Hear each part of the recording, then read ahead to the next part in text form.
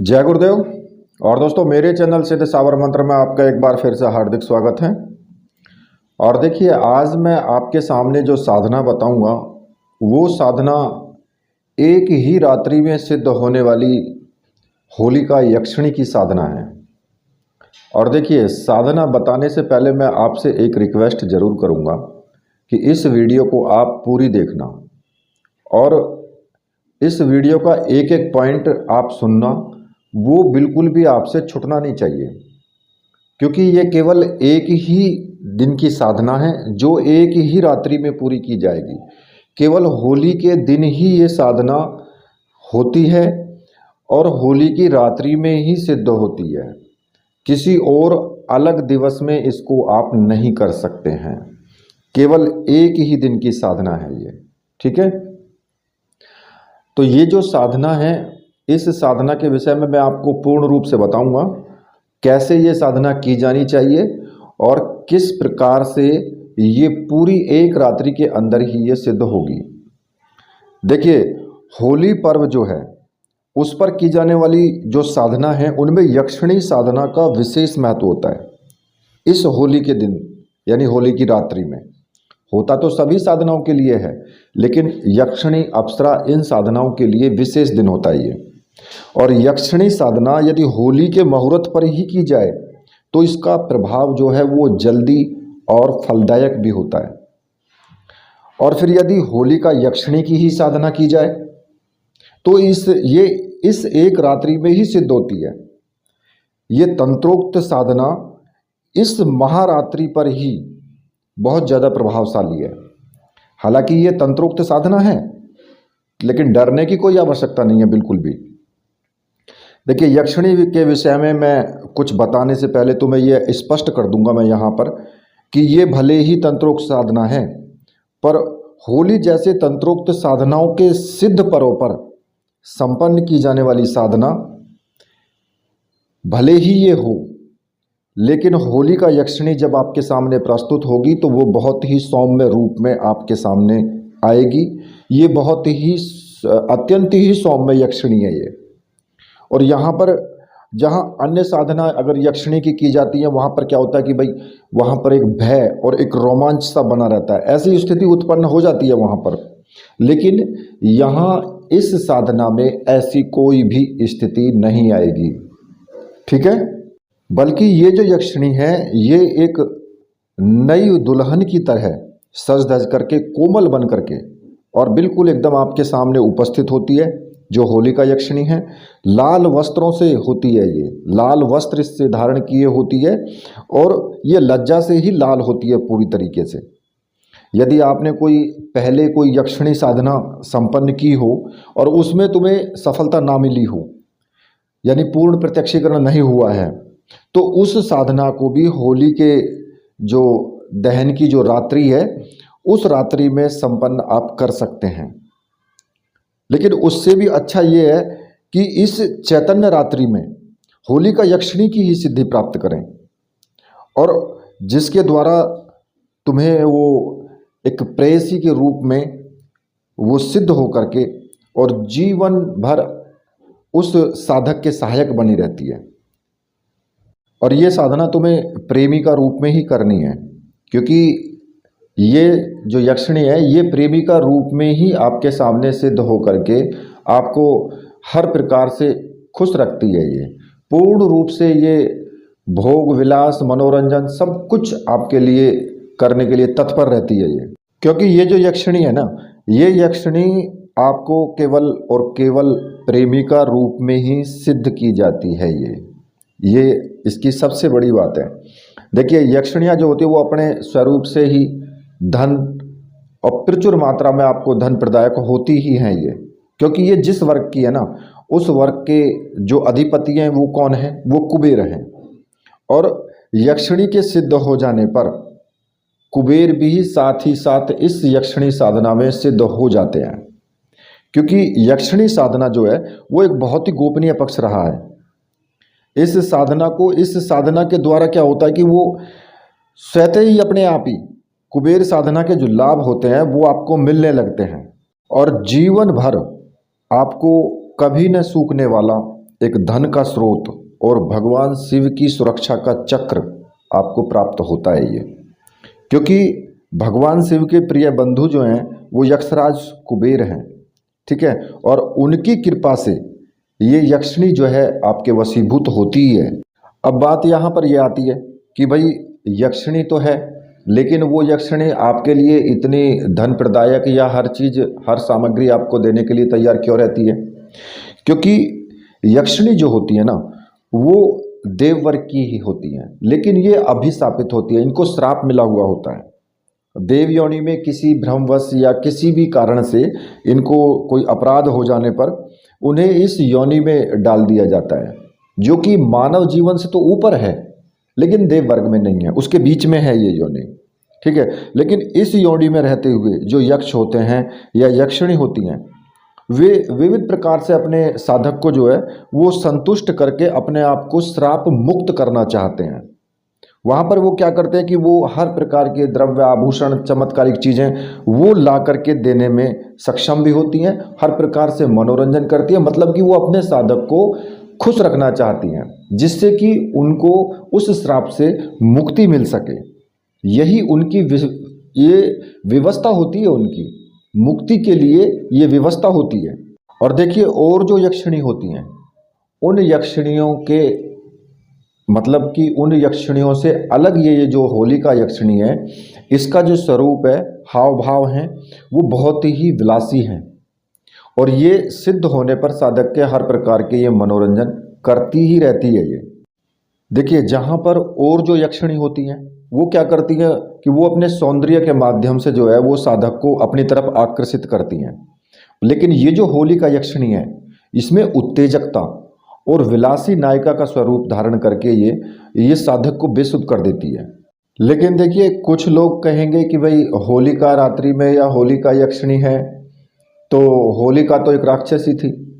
मतलब यहाँ पर मैं एक बात और आपको स्पष्ट कर देता हूँ कि ये वो साधना नहीं है कि आप जो समझ रहे हैं, यह होलिका यक्षिणी की साधना है और ये सौंदर्य में कम नहीं है, बिल्कुल एकदम नववधू की तरह ही है।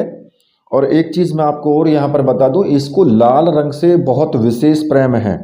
इसके माथे पर जो बिंदी होगी वो भी लाल होगी, लाल रंग में ही रंगे हुए इसके होठ भी होंगे, लाल ही वस्त्र होंगे और हाथों और पैरों पर जो मेहंदियाँ वगैरह लगी होंगी वो भी लाल ही होंगी।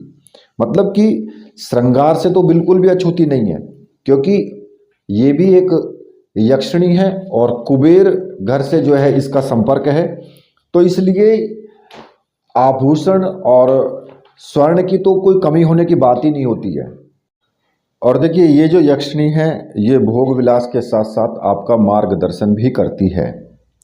जो होलिका यक्षिणी की साधना है वो जिस दिन होलिका दहन होता है उसी रात्रि में आपको होलिका दहन के बाद और रात्रि में ठीक 12 बजे आपको ये साधना शुरू करनी है।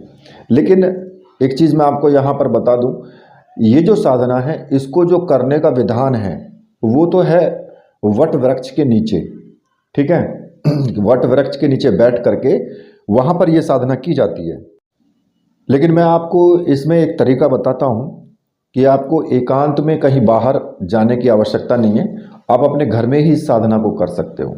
इसके लिए आपको क्या करना होगा कि एक दिन पहले, मतलब जिस दिन होलिका दहन होता है उससे एक दिन पहले लगभग 11 बजे के आसपास आप जो वट वृक्ष है वहाँ से एक डाल को तोड़ करके लाएं वट वृक्ष की, और जहाँ आपका पूजा घर है मतलब जहाँ पर आपको साधना करनी है वहाँ पर उसी दिन आप उस जो वट वृक्ष की डाली है ना उसको मिट्टी थोड़ी सी ले करके और उसमें दबा करके उसको खड़ा कर दें, मतलब कि आप उसे वट वृक्ष बना दें।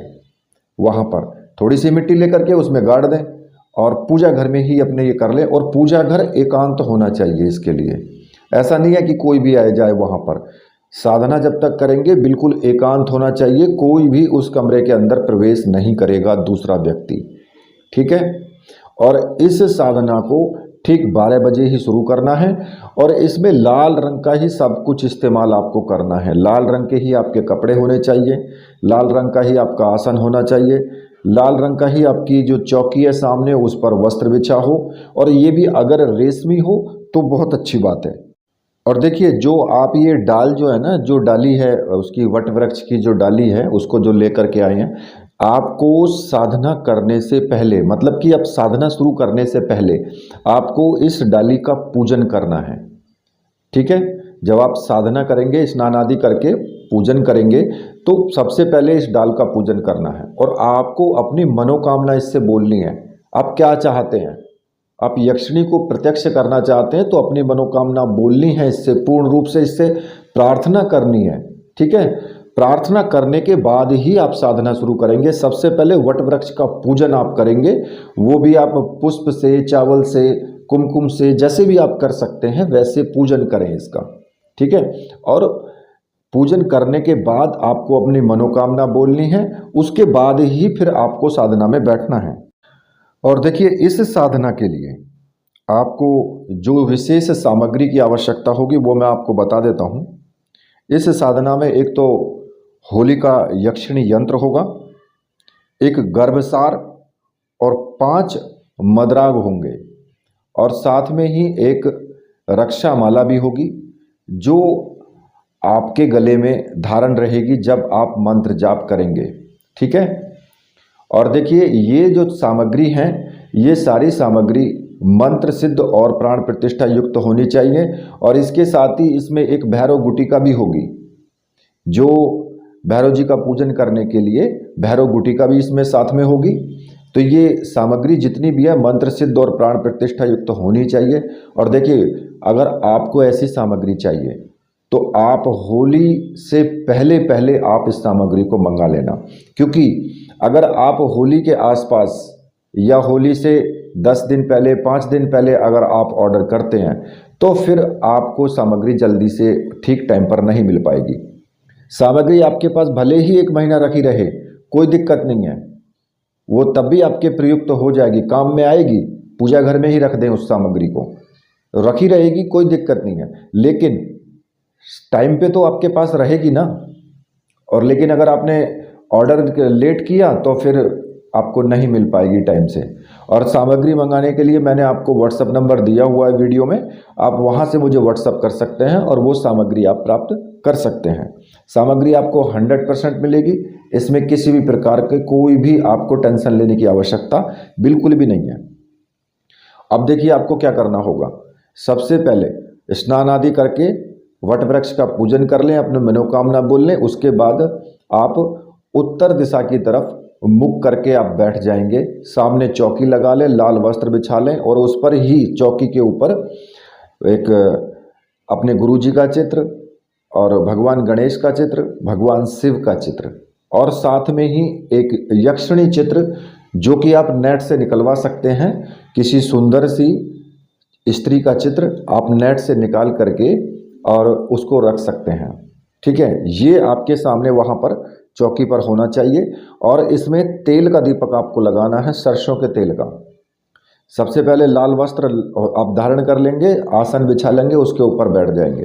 ठीक, और जो तेल का दीपक है उसको प्रज्वलित करेंगे और तीव्र गंध वाली आप अगरबत्ती, धूप बत्ती जो भी है वो आप लेंगे, इत्र भी लेंगे, गुलाब के पुष्प, थोड़े से चावल, जो विशेष सामग्री है वो ये होंगी। और साथ में ही कुमकुम भी ले लेना है आपको, जिससे कि आप टीका वगैरह करने के लिए सिंदूर ले लें तो अच्छी बात है, क्योंकि लाल रंग का ही होता है सिंदूर, लाल की कुमकुम होती है। दोनों चीज़ें ले लें, कोई दिक्कत नहीं है उसमें।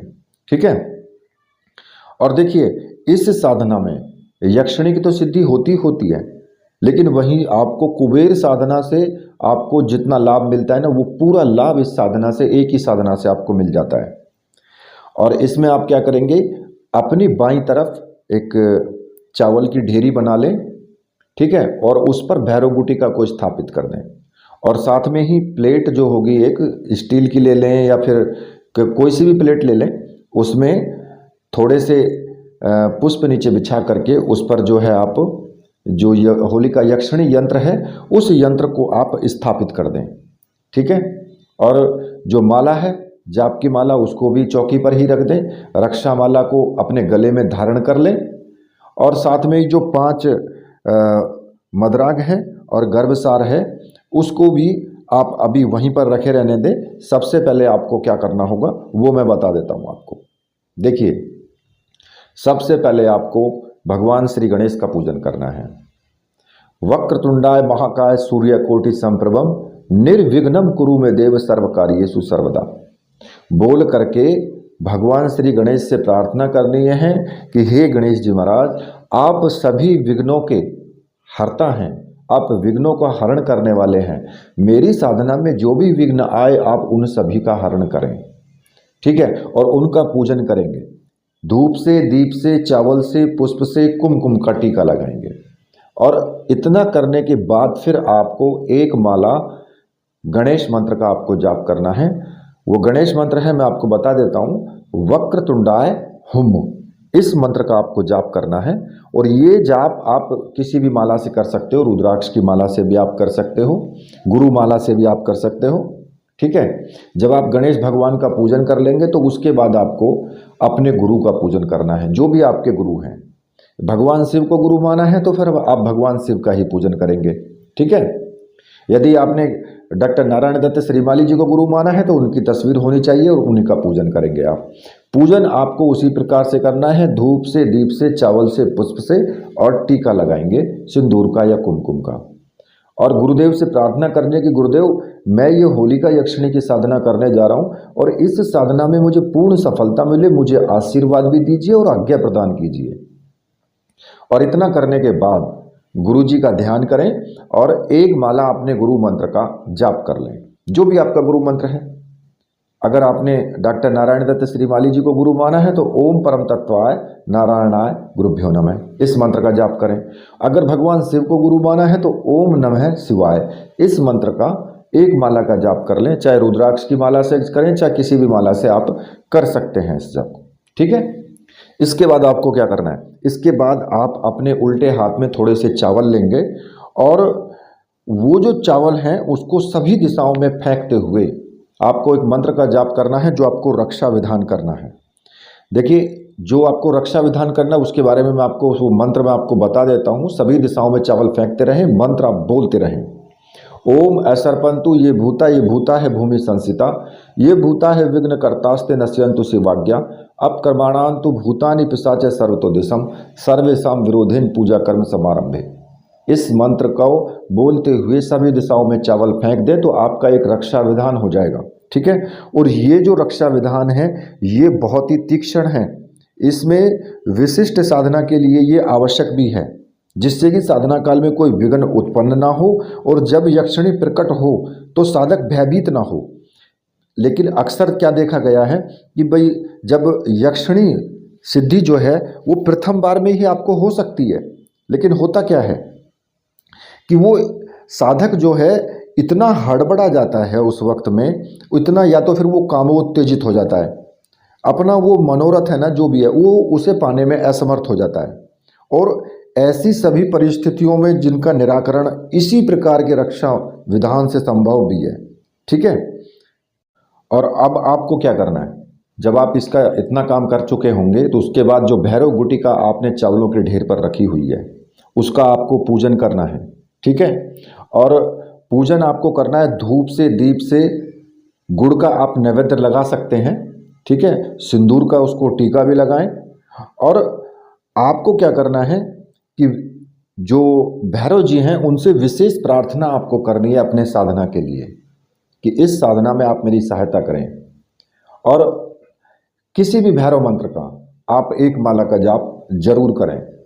अब जो मैं आपको बता देता हूँ मंत्र जिसका आपको जाप करना है, ओम रीम बटुकाय आपदुद्धारणाय कुरु कुरु बटुकाय रीम ओम। इस मंत्र का एक माला का जाप जरूर कर लेना है आपको, ठीक है।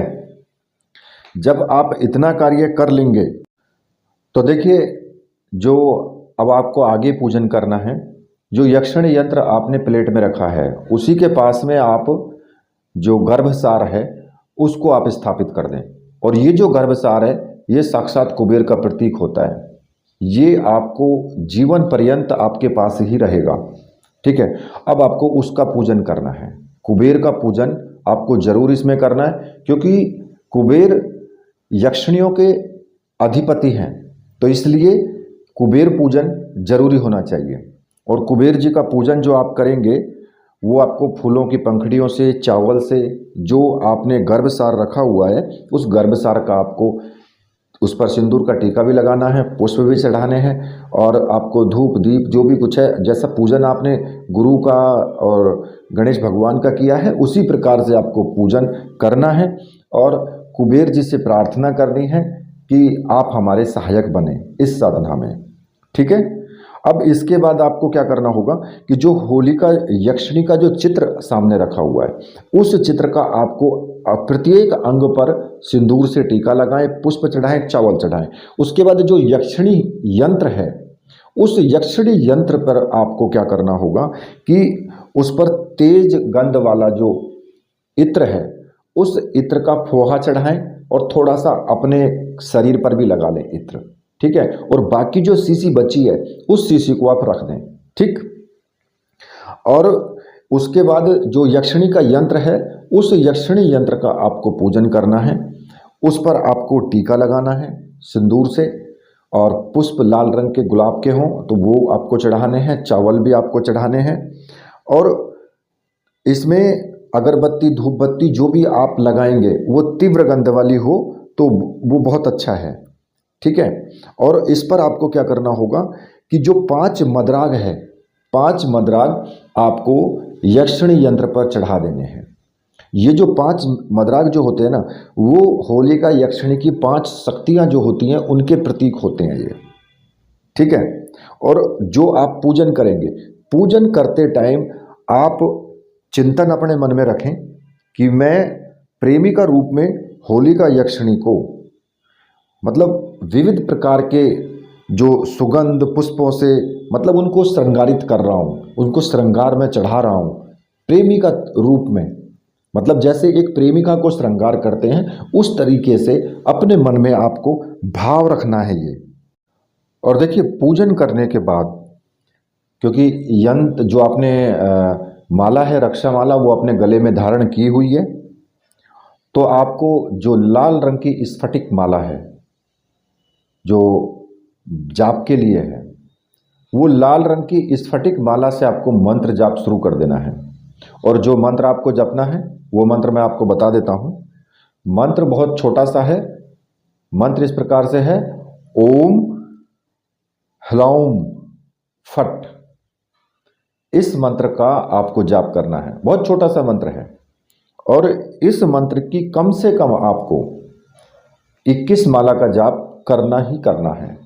और देखिए मैं आपको एक चीज़ यहाँ पर और बता देता हूँ, 21 माला का जाप आप कर चुके, अगर आप एक ही बैठक में आपको करना है, मतलब कि आपको फिर आसन से उठना नहीं है।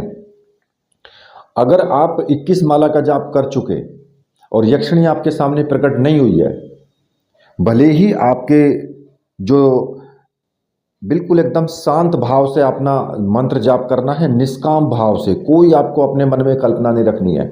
बिल्कुल सुंदर सी स्त्री का और एक प्रेमी का रूप में अपने आंख बंद करके और ध्यान करते हुए अपने ध्यान में उसे लाने की कोशिश करें और मंत्र जाप करते रहें। यदि बीच में आपको किसी प्रकार की ध्वनि हो या किसी प्रकार का कोई चलने की आवाज़ आए या फिर वस्त्रों की सरसराहट हो या फिर पायलों की आवाज़ हो, तो ऐसी आवाज़ को सुन करके विचलित ना हो बिल्कुल भी, और ना ही सिर घुमा करके देखने का प्रयास करें। आप पूरा जो संपूर्ण मंत्र जाप है वो एक ही बार में पूरा होना चाहिए। मतलब कि 21 माला का जाप एक ही बैठक में आराम से बैठे हुए करते रहो। और अगर आप देखें कि भाई यक्षिणी 21 माला पर भी प्रकट नहीं हुई है, हालांकि अनुभव चल रहे हैं लेकिन नहीं हुई है प्रकट, तो फिर आपको क्या करना है, मंत्र की जाप की संख्या को बढ़ा दें फिर आगे। मतलब कि जब तक प्रकट ना हो तब तक आपको मंत्र जाप करते ही रहना है, जब तक आप कर सकें। ठीक है, अब इसमें क्या होगा कि जब मतलब आपका मंत्र जाप हो सकता है कि आपको 51 माला भी करनी पड़ जाए, कि भाई यक्षिणी प्रकट नहीं हुई है तो 51 माला भी करनी पड़ सकती है। हो सकता है 31 माला पे भी प्रकट हो जाए, लेकिन हो सकता है इससे भी ज़्यादा आपको करना पड़ जाए। मतलब कहने का सीधा सा तात्पर्य मेरा ये है कि तब तक ना ही छोड़ना है जब तक प्रकट ना हो जाए। क्योंकि ये जो रात्रि है ना, ये रात्रि तंत्रोक्त रात्रि है और ये तंत्रोक्त विधान की ही एक साधना भी है। और किसी प्रकार की कोई दिक्कत तो होने ही वाली नहीं है, भूल जाओ दिक्कत को तो, कि किसी प्रकार की कोई परिस्थिति उल्टी उत्पन्न होगी, ऐसा कुछ नहीं होने वाला है। और देखिए, मंत्र जाप की समाप्ति पर जैसे ही यक्षिणी प्रत्यक्ष होकर के स्थिति में आए, मतलब कि वो प्रत्यक्ष आपके सामने आ जाए, तो आपको क्या करना है, उसी वक्त में आपको फिर जो है, जो इत्र की शीशी जो आपने रखी है ना, उस इत्र की शीशी को और कुछ गुलाब के पुष्प उठा करके उसको भेंट में आप दे दें। तो जैसे ही आप उसको भेंट देंगे ना, उसी के बाद वो स्वयं ही जीवन पर्यंत प्रेमी का रूप में आपको पूर्ण सुख और विविध प्रकार के संतोष देने का वो आपको वचन दे देगी। आपको कुछ करने की जरूरत नहीं है, वो आपको स्वयं ही वचन दे देगी। ठीक है। और देखिए, जब आपकी साधना पूर्ण हो जाएगी तो आपको क्या करना होगा, उसी वक्त आपको जो सामग्री है सारी जितनी भी है, होलिका यक्षिणी यंत्र, 5 मदराग, स्फटिक माला, रक्षा माला और जो भी आपका सामान वहाँ पर है, वो सारा का सारा सामान उठा करके और जहाँ होली का दहन हुआ है वहाँ पर रख दें उसको, वहाँ पर रख करके और वापस चले आएं। और उसके बाद फिर आपको घर आकर के स्नान करके अपनी साधना को पूर्णतः आपको देना है। अब इसमें क्या करना है, आपको एक चीज़ जो गर्भसार है, उस गर्भसार को आपको नहीं रख के आना है, उस गर्भसार को अपने ही घर पे रखना है। या तो आप अपने पूजा स्थान में रखें या अपनी दुकान पर कहीं भी स्थापित कर लें उसको, ठीक है। और ऐसी जगह स्थापित करें जहां किसी की दृष्टि उस पर ना पड़े, मतलब कि ऐसी जगह हो रखा हुआ होना चाहिए, वो कोई दूसरा उसको देखे ना बस।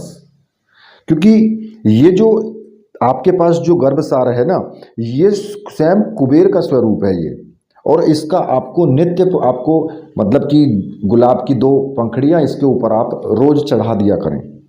तो ऐसे करने से आपको क्या होगा कि रिद्धि सिद्धि दायक भी होता है, और जो होलिका यक्षिणी है उसका पूर्ण सुख सानिध्य जो भी है, प्रेम वैभव, उसको प्राप्त करने के लिए ये सर्वोत्तम है। इसी की वजह से आपको वो प्राप्त होता रहेगा। ठीक है, वो नहीं जाना चाहिए कहीं भी, वो आपके पास ही रहना चाहिए। और जो होलिका यक्षिणी की जो ये साधना है, ये ऐसी साधना है जिसको कि साधक स्वयं ही अनुभूत कर लेता है। वो अनुभव आप खुद ही कर लेंगे, क्योंकि ये एक ऐसी साधना जहाँ पर सुख भी है, वैभव भी है, यौवन भी है। और वहीं दूसरी तरफ क्या है कि कुबेर साधना से जो आपको लाभ प्राप्त होते हैं ना, वो भी इसी साधना से आपको प्राप्त होंगे।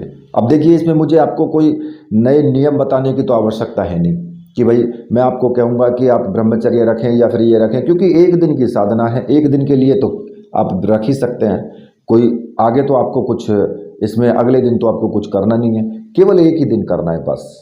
ठीक है। तो देखिए, जिन भाइयों को साधना पसंद आई है, मैं आपसे एक बहुत दिन बाद में आपसे रिक्वेस्ट कर रहा हूँ कि जिनको पसंद आई है, इस साधना को आप शेयर भी करें, इसको लाइक भी करें, और जो वीडियो है ये, इसको शेयर लाइक करने के बाद आप चैनल को सब्सक्राइब भी करें। ठीक है। और मैं आपसे रिक्वेस्ट करूंगा, वीडियो को पूरा देखा करें। अगर वीडियो पूरी देखोगे तो पूछने की आवश्यकता ही नहीं पड़ेगी बिल्कुल भी। सारी जितनी भी विधि है सभी इसमें मैं बता देता हूँ। ठीक है। इसी के साथ मैं वीडियो को यहीं पर समाप्त करता हूँ। आपके मेरे साथ बोलना है आपको, बोलिए वीर बजरंगबली हनुमान जी महाराज की जय, बोलिए मेरे परमहंस गुरुदेव की जय।